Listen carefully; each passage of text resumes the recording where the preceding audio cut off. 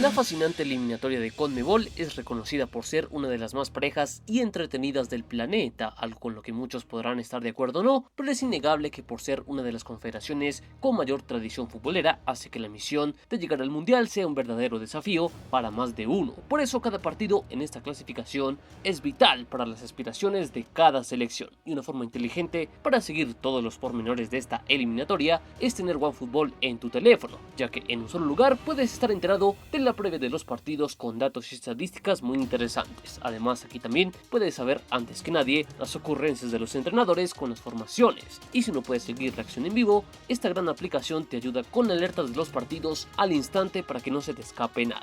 Así que no esperes más y descarga esta aplicación en tu celular accediendo al link que encontrarás en la primera línea de la descripción de este video, o escanea este código QR si nos estás viendo desde la compu o la tablet, y de esa forma tan sencilla te tendrás a la carta todas las noticias de tus equipos y competencias favoritas, como la apasionante eliminatoria sudamericana, que para algunos puede ser muy competitiva y difícil de afrontar, pero a nivel mundial parece estar quedando un poco rezagada frente a las potencias mundiales, y este fenómeno lo trataremos de analizar a continuación. CONMEBOL es una confederación realmente única, ya que en cuanto a miembros es la más reducida del planeta con apenas 10, aspecto relacionado directamente a lo que fue la organización política que heredó Sudamérica de su periodo colonial. Sin embargo, esto perfectamente pudo ser más reducido de no ser por las fragmentaciones geográficas, económicas y religiosas que luego influyeron a que los virreinatos españoles se dividieran en más países. Pero siguiendo con el periodo colonial, al igual que ocurrió con buena parte de Centroamérica y el Caribe, la forma hostil en la que Sudamérica fue administrada por una clase privilegiada opresora luego hizo que estos territorios nunca encontraran una estabilidad social y económica que los hiciera crecer, a pesar de que luego lograran su independencia de los colonos, ya que si ha habido algo que ha conservado Latinoamérica desde entonces es una inestabilidad y una división política tan marcada que a largo plazo influyó en su crecimiento y en su desarrollo en los años venideros. Es así como llegamos a finales del siglo XIX, donde el fútbol llega al cono sur del continente americano como un producto de exportación más de los marines británicos, que junto a los funcionarios de los ferrocarriles y de los astilleros propagaron este deporte por toda Sudamérica, desde los puertos de Buenos Aires, Montevideo, Río de Janeiro y Sao Paulo. Fue así como en cuestión de tiempo la práctica del fútbol se extendió a todos los sectores sociales de la época, al ser un deporte muy accesible para el todo el grueso de la población, independientemente de su capacidad económica y educativa. Esto permitió que se acelerará un proceso de criollización del fútbol, ya que no tardaron en aparecer los primeros clubes y equipos fundados por inmigrantes o criollos, los cuales ayudaron a afianzar la devoción por este deporte en Sudamérica. Por eso es que en esta parte del mundo aparece desde muy temprano la necesidad de organizar la práctica del fútbol, de modo que tras esto ocurrieron acontecimientos como la fundación de la CONMEBOL y la creación del primer torneo de selecciones nacionales, empresas que tuvieron un profundo trasfondo político, ya que de hecho la primera edición del antiguo campeonato sudamericano tuvo como propósito celebrar el centenario de la independencia de Argentina, un hecho no menor, ya que explica el papel fundamental que el fútbol tiene en un continente tan volátil e inestable desde lo político y lo social, ya que desde el principio, según varios especialistas, el fútbol fue un catalizador de tensiones políticas y de identidad nacional. Por ello es que este deporte en esta parte del mundo muchas veces se utilizó como herramienta de propaganda y de control, pero al mismo tiempo también se usó como una forma de liberación y en ocasiones hasta de subversión. Por otro lado, no se puede desconocer el gran papel que tiene el fútbol en Sudamérica desde el punto de vista económico, pues al ser tan popular y masivo desde el comienzo, propició a que se formara toda una industria alrededor de él, lo que generó un negocio muy próspero que trajo consigo efectos como el crecimiento y el nacimiento de más clubes, además de la consolidación de los medios de comunicación que se lucraban vendiendo el espectáculo, y la profesionalización del fútbol en Sudamérica, que si bien fue un tema de discordia por muchos años, con el tiempo se dieron las condiciones para hacer a este deporte algo muy lucrativo, por lo que de esa manera el fútbol caló tan profundo en las sociedades latinoamericanas que se convirtió en todo un ritual de la vida cotidiana, donde cada fin de semana familias y comunidades enteras se congregaban en los estadios para ver a sus equipos de predilección con una fidelidad y una pasión semejante o incluso superior a la que se practica por una religión.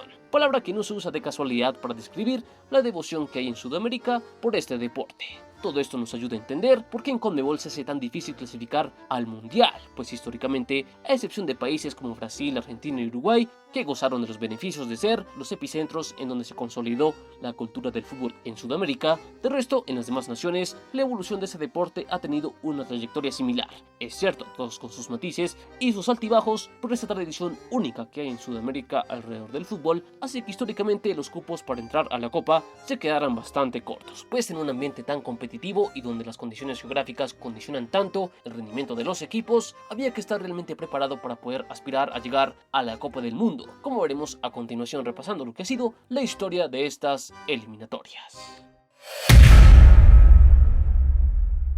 Como vimos anteriormente, debido a lo temprano que se organizó el fútbol sudamericano, se puede decir que CONMEBOL nació antes de que se formara como tal una eliminatoria previa al Mundial, la cual, a diferencia de otras partes del mundo, esta tardó demasiado en constituirse, debido a que por muchos años los boicots y los retiros hicieron que no fuera necesario disputar una fase previa a la Copa del Mundo, competencia donde desde el comienzo CONMEBOL tuvo una participación activa, gracias al nivel competitivo que demostraban sus selecciones. Eso se vio en la primera edición del torneo en Uruguay 1930, donde por invitación asistieron los combinados nacionales de Argentina, Brasil, Bolivia, Chile, Perú, Paraguay y por supuesto la anfitriona Uruguay. Luego, a partir del Mundial 1934, arrancaría el periodo más inestable donde los abandonos propiciaron la ausencia de una eliminatoria sudamericana, haciendo que Argentina y Brasil clasificaran directamente a la Copa de Italia. Algo muy similar se presentó en la Copa de Francia 1938, donde luego de que el Jules Rimet incumpliera la promesa extraoficial de darle la organización de ese Mundial a Argentina, la albiceleste impulsó un boicot que siguieron el resto de selecciones sudamericanas, con la excepción de Brasil, país que organizó la Copa del Mundo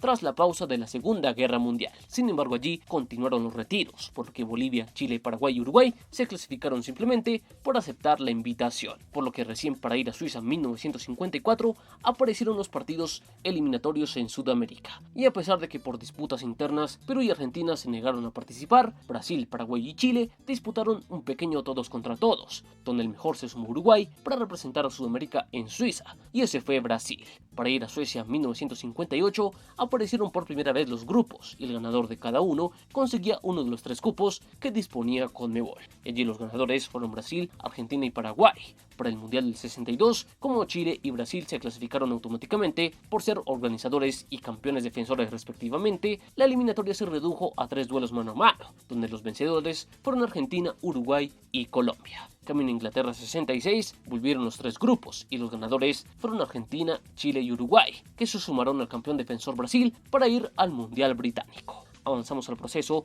rumbo a México 70, donde por primera vez participaron las 10 selecciones sudamericanas, las cuales se siguieron dividiendo en 3 grupos, y los ganadores de ellos fueron Perú, Brasil y Uruguay. Camino a Alemania Federal 74 se continuó con el mismo formato, aunque se incluyó un repechaje internacional, donde el ganador del grupo 3, Chile, se enfrentó a la Unión Soviética en un tristemente célebre mano a mano, donde la Roja se clasificó ante el abandono de los soviéticos. Para ir a Argentina 78 se innovó un poco con una segunda ronda, donde los ganadores de los grupos accedían a una liguilla, donde luego de 2 fechas, la peor de las 3 selecciones disputaba el repechaje con UEFA, y aquí Bolivia pagó al quedar última y luego ser derrotada por Hungría. Luego, camino a España 82, se volvió a que simplemente los ganadores de los grupos accedieran a las copas, y así fue como Brasil, Perú y Chile acompañaron a la defensora del título, Argentina, a representar a CONMEBOL en la península ibérica. Luego, en el proceso México 86, los ganadores de los grupos clasificaron al Mundial, y los rezagados tuvieron una segunda chance con un par de repechajes, donde se enfrentaban entre ellos, y de ahí Paraguay consiguió su clasificación.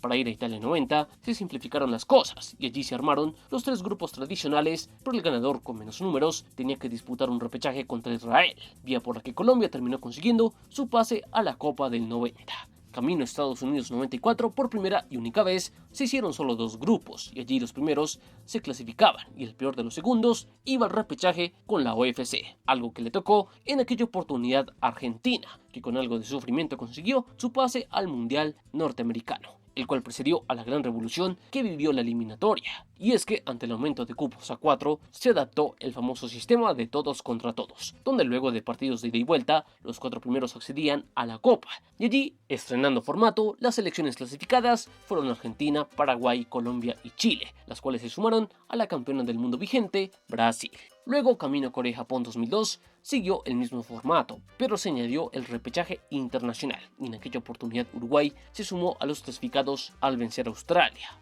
Algo que no sucedió en el siguiente proceso mundialista, donde Uruguay esta vez no pudo con los oceánicos y se quedó con las ganas de acompañar a Brasil, Argentina, Ecuador y Paraguay en el Mundial de Alemania. Camino Sudáfrica 2010, las cosas siguieron igual, hasta el representante del repechaje, donde Uruguay volvió por revancha y esta vez pudo sumarse a los clasificados al derrotar a Costa Rica. Luego, en el camino a Brasil 2014, se vio más de lo mismo, y allí Argentina, Colombia, Chile, Ecuador y Uruguay acompañaron a la local Brasil en el Mundial Sudamericano. Y finalmente, camino a Rusia 2018, estas fueron las clasificadas donde se resalta la vuelta de Perú luego de décadas de ausencia en la cita orbital, tras superar a Nueva Zelanda en la repesca internacional.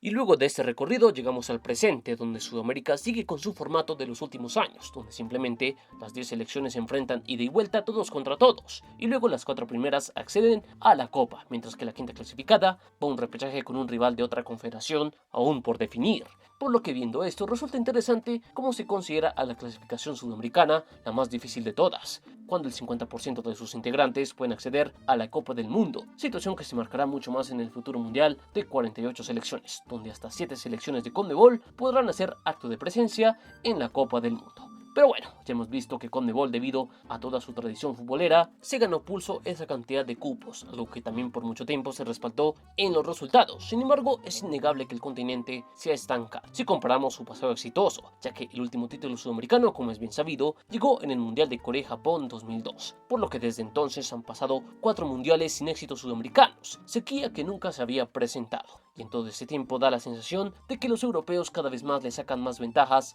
a los combinados de CONMEBOL, incluso a los más potentes, que no dejan de tener equipos muy competitivos desde las individualidades, pero en términos de juego y preparación, la brecha se incrementa. Para explicar este panorama podemos mencionar factores innegables como el crecimiento exponencial que se presentó en el fútbol europeo desde los años 90, tras la llegada de los nuevos modelos de negocio basados en contratos de televisión multimillonarios, lo que le permitió al fútbol europeo, desde el punto de vista económico, sacarle una gran ventaja al sudamericano. Por otro lado, hay que resaltar las consecuencias que trajo la ley Bosman al fútbol de nuestro continente, ya que los europeos, al tener más libertades para cambiar de equipo, se abrió un mayor espacio para que los jugadores sudamericanos migraran al viejo continente, impulsando un efecto dominó que hoy por hoy hace que el fútbol de Europa concentre a la mayor cantidad de jugadores talentosos. Un escenario que en principio trae ciertos beneficios a las selecciones sudamericanas, que al tener jugadores fogueándose en el competitivo balompié del viejo continente, hace que estos puedan llegar mejor preparados a sus selecciones nacionales. Sin embargo, el problema es cuando los jugadores llegan al irregular entorno sudamericano, donde, salvo excepciones, por lo general las selecciones están administradas de una forma muy deficiente, donde es difícil ver proyectos a largo plazo que tengan tiempo para consolidarse y, contrario a ello, la experiencia reciente nos dice que la clase directiva en Sudamérica viene de prácticas tan deplorables que hace unos años hicieron que la CONMEBOL tocara a fondo con todo lo derivado del escándalo del FIFA Gate. Por otro lado, comparado a las grandes selecciones europeas,